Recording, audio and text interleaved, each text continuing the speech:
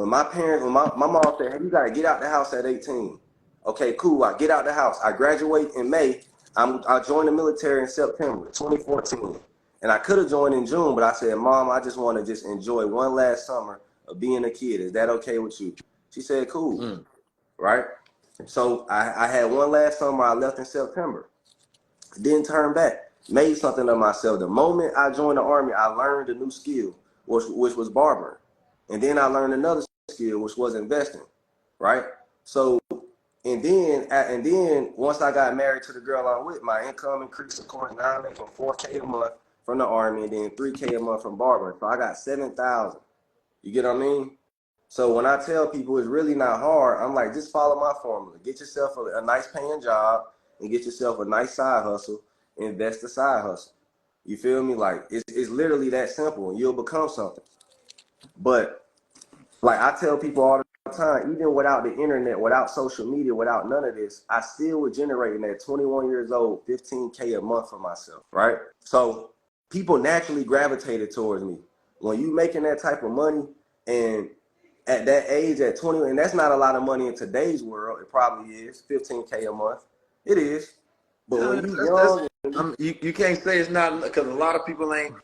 Average American makes $34,000 a year, so right. You can't say it's not a lot of money to people who not making that. 34.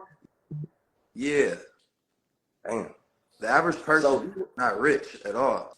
Even then, okay, I told people I was making what your last 9 to 5. What was you making? My last 9 to 5, I was doing about probably 110,000 a year. I had a motherfucking corporate job. That was at Prada? Yeah, because I made money hourly and commission. So everything I sold. So I would sell almost like $3.5 million.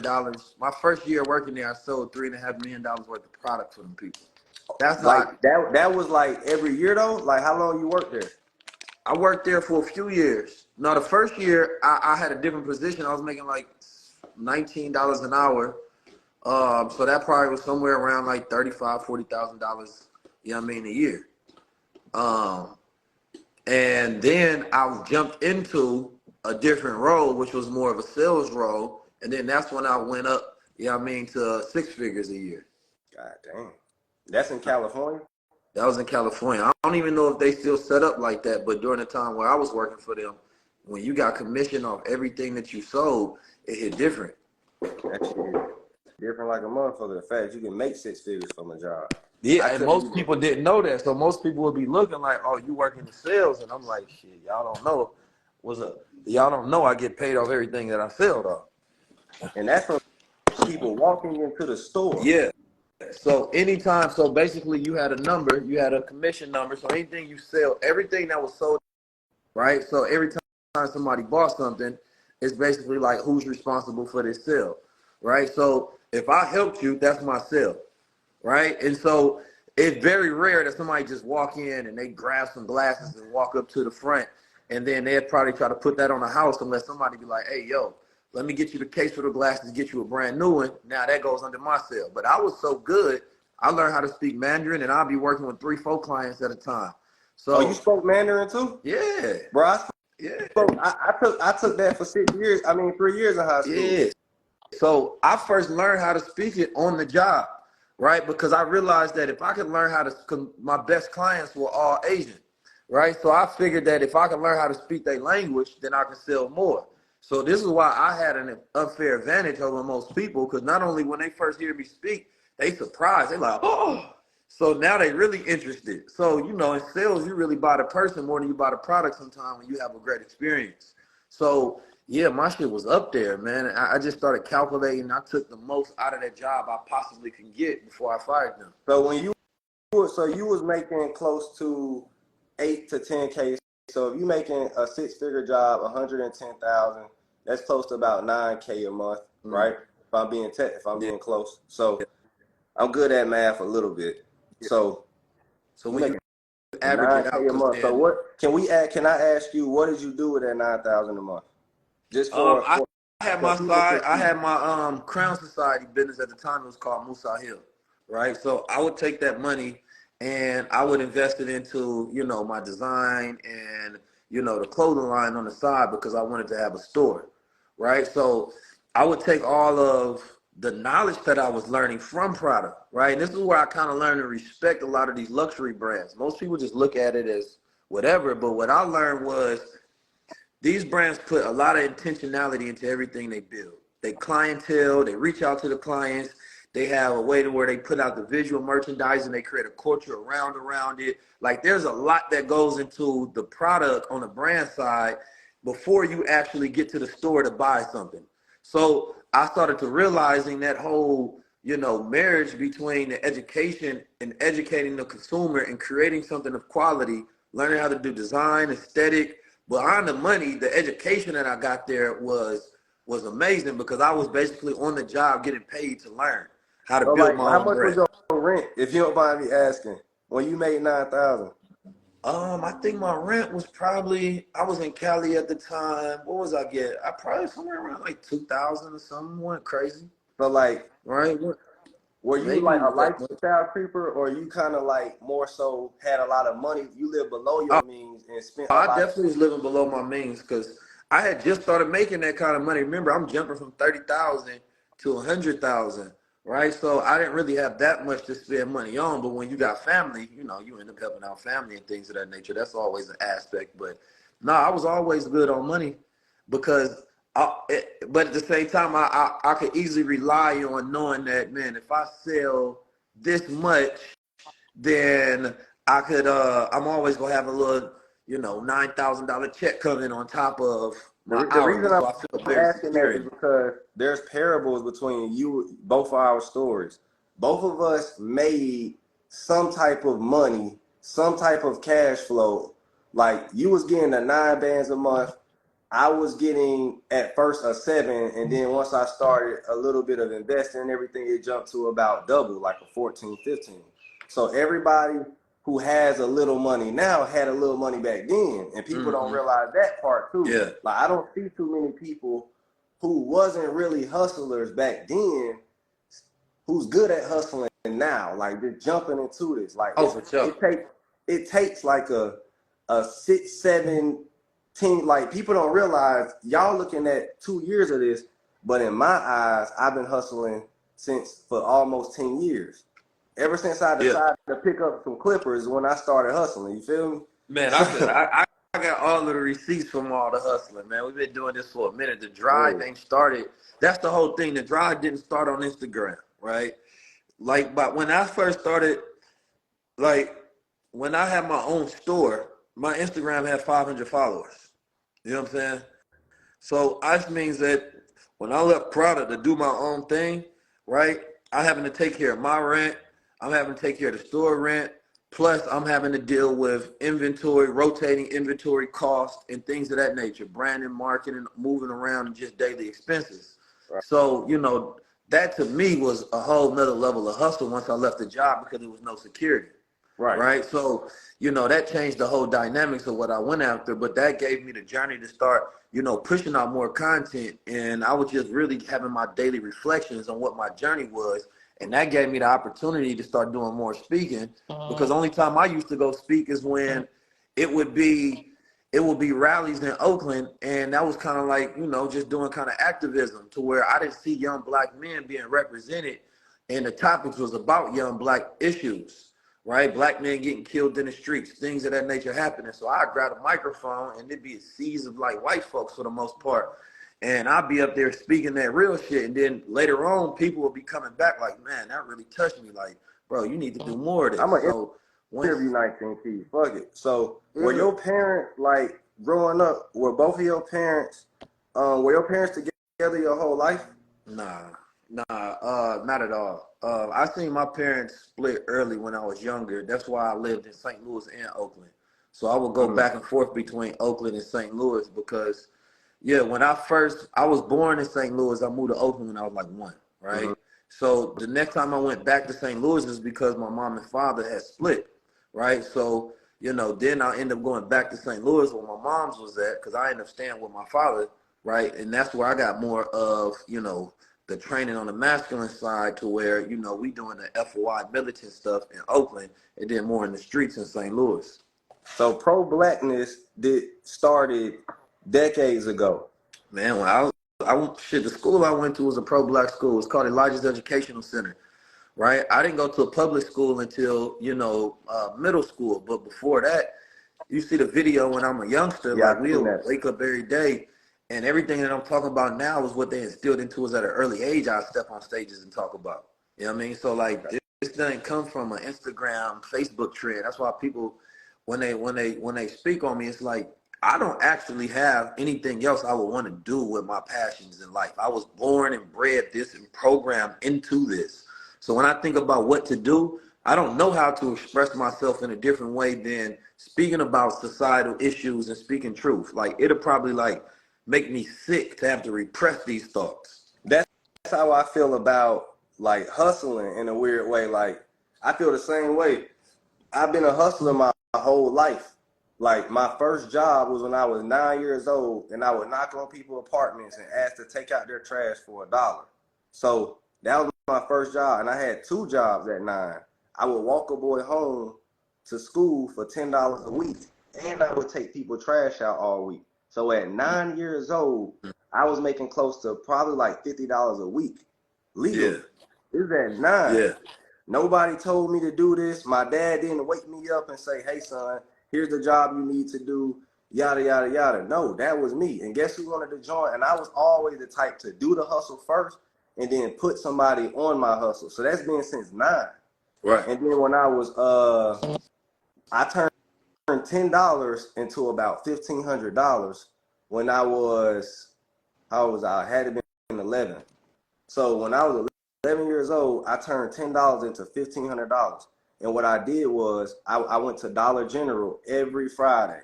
Dollar General got me rich. Because what I would do is I bought these pack of, what I had, $10. I bought a whole bunch of straws, like, you know, little sour straws. Yeah. They were like 10 cents a pack. And I was selling them for 25. So I buy them for 10 cents, Yeah. sell them for 25. But you can only get them at Dollar General, and Dollar General just so happened to only be on my side of town. So my whole school didn't have access to this type of candy. So I was literally damn near doubling my money every time I dropped it. So I turned $10 into literally $1,200. So I have parables of the shit I did in the past as to why I'm here today. Even when I was in high school, before you could make money, you got to be the age of 16 to work. So how did I hustle at 14, 13, 11, 12? I was selling candy, right? And I was also painting pictures for people for money. So I always knew how to figure out how to get money. Then I sold sneakers at 17 years old on eBay. I've been selling online since I was 17 years old. So now I'm 27. So my first online sale was 10 years ago. You get what I'm saying? So yeah. What I tell people is there will be parables. This shit just don't happen overnight. I'm not just some influencer. Now I've been an influencer my whole life. I've always been the guy who people would come to and be like, hey, bro, what's the next play? How you make money? How you do this? You get what I'm saying? So I just been making money so long, and then it just became a pattern of that. But I made money out of reasons that most men don't have to deal with. Like, I had to hustle in high school because both my parents didn't have jobs. My biological mother or father were unemployed when I was 14 years old. So I was forced in these conditions to get money, and that's why that live ended. I started talking that real shit. I was like, hey, man, this how you, but I say all that to say, I was interviewing 19 to show y'all that, okay, he been getting money. He been pro-black. He's been, you get what I'm saying? So where somebody is now isn't just when people just try to be an overnight success, they don't realize it's a path, it's a journey. But it's like it's a minimum 5 to 10 year journey. It's never really a 1 to 2 year journey at all. Yeah, no, it's way more than what you see. It's always the process. Like that's really where most of the value lies in what you don't see, right? And the unfortunate is people think about the value that you do see. Like I can parallel my story to yours in many different ways, especially on the hustling side, from being a child and having an older brother teaching me and showing me some of his hustles and just being out in the streets and moving and maneuvering. So it's a lot of things that when it comes to this, you know, I've always been interested in knowledge. I used to read Scientific American when I was younger, Popular Mechanics, watch the Sci-Fi Channel. So even my passion towards, you know, learning about technology, and which is why a lot of times I can kind of see the future on things, that didn't come from as an adult. That came from when I was a child. I used to the reality we living in now is the things that I was reading about that were possibilities as a child. So now I have a real curiosity and interest towards these things that I've been thinking about for a long time when it comes to what's the future, right? And so I think about things in a little different than the average person may do, because these are my early adolescent interests in the first place, Right. right? I'm not saying that let me learn about technology for money. I wanted to learn because I was actually curious, right? Because these are some of my interests. That's been my interest my whole entire life. And now that I have a platform, I'm like, but we don't talk about these things enough, which is why we don't know how to take advantage of them. So yeah, you will always find those parallels. I've been speaking literally on stages my whole entire life. I just didn't get paid to start speaking on stages until, you know, I was in my I got a 20s. perfect question for you since we're talking about the future and technology, because I've been thinking about this too. Do you feel like we're in overload of the gadgets that were exposed to us? And let me explain where my thought process is coming from. The VR headsets. Do you Mm-hmm. notice no one wants to deal with that shit? Right? Mm-hmm. That's So because, and so to answer your question, yes, number one. We have what we call future shock. Future shock is when you get an anxiety or a disorientation because things are moving so fast. And one thing I explain at InvestFest, and I'm gonna talk about on this high level, and people see the speech, is fast consumption.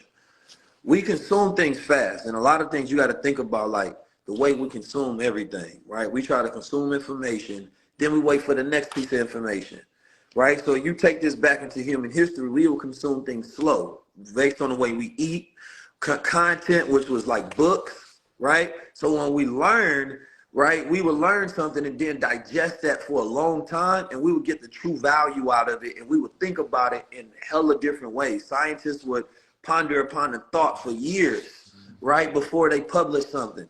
So, and then the world would be digesting that same new scientific paradigm or realization or philosophy. Now, we get that shit every single day. We learning something new. Blockchain comes, NFT comes, crypto comes, AI comes, AR comes, VR comes, DeFi comes, right? It's hella shit going on all the time. Financial literacy, stocks, options, futures, right?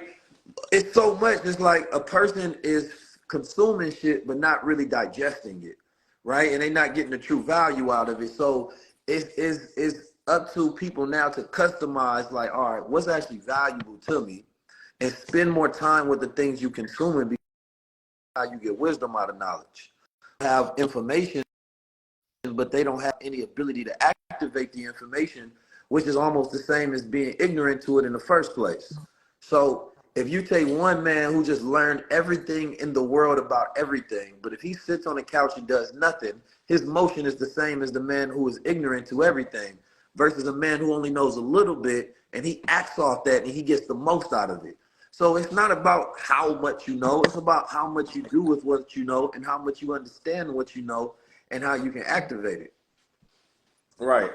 I be thinking that too. I'm like, damn, like you gotta think like the Wii, they trying to come out with motion sensor games. No motion game. People rather sit down with their PS5 controllers, things like that. People don't want to play the VR sets because it's too, you get what I'm saying? So I'm like, damn, I never thought that would happen, where people would be in an information overload and stop. And now that puts the standard to still to innovation, because now science is like, okay, we got to innovate in a different way. Now we got to attack applications. We can no longer attack sorry, it was hot as hell outside. Got a little humid, but we we they got to attack in a different way economically than they were used to, and that part is scary to me too. I'm like, damn, there's no more new gadgets coming out. They don't know what to do right now. I mean, and part of that is like, look at the PlayStation. I think they done a good job of slow consumption, right? They're not always forced to come out with a new PlayStation every year.